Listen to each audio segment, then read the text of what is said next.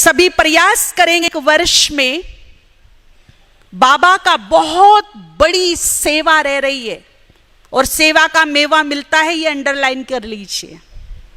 और वो सेवा है कि अभी तक विश्व की आत्माओं को भगवान के अवतरण का मैसेज नहीं पहुंचाया है।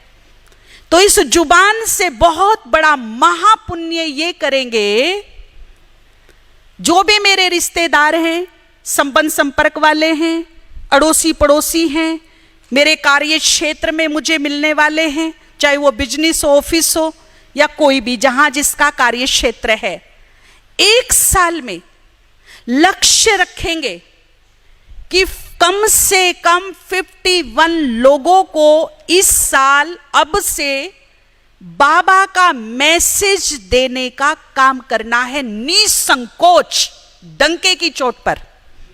कोई संकोच नहीं होना चाहिए। जब आप एक सत्य घटना बताने जा रही हैं तो इसमें कोई संकोच नहीं होना चाहिए। लोग झूठ बोलने से नहीं कतराते, हम तो एक सत्य बात बताने जा रही हैं। वो माने ना माने वो उनका भाग्य, उनकी कर्मगति बाबा जाने, वो आत्मा जाने। मेरा रोल, मेरा फर्ज, मेरा कर्तव्य खत्म। मुझे केवल मैसेज देना है, ये मेरी जिम्मेदारी है। वो माने ना माने वो भगवान जाने, वो उसका काम है, फिर उस आत्मा का पार्ट है। लेकिन मुझे मेरे फर्ज से, मेरे कर्तव्य से पीछे नहीं हटना है। तो कम से कम 51 सोल्स को परमात्मा का मैसेज इस तरीके से देना है कि भैया आज की डेट, ये वक्त जो घड़ी में दिख रहा है, अपनी डायरी में नोट कर लो। मानो ना मानो, पर मैं एक सत्य घटना बताने जा रहा हूं। परमात्मा का अवतरण इस धरा पे हो चुका है।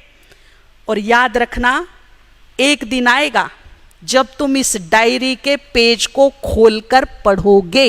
ये मेरी भविष्यवाणी है तुम्हारे लिए। देवकुल की आत्मा होगी, देवकुल की आत्मा होगी, तुम्हारे पीछे पीछे आ जाएगी, इशारे में आ जाएगी। और यदि देवकुल की आत्मा नहीं है, कम से कम मुक्ति मिल जाएगी।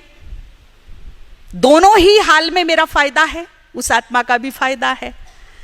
नहीं तो उल्हाने आपको भी मिलने वाले हैं और आपके बाप को भी मिलने वाले। भगवान, मैंने तेरा क्या बिगाड़ा था, क्या बुरा कर दिया था मैंने भी तो तुझे मेरी बुद्धि अनुसार माना, जितने मेरी बुद्धि थी, पर तूने ये कैसा बदला लिया मेरे से। मेरे पड़ोसी को बता दिया कि तू आया है, मुझे खबर तक नहीं हुई।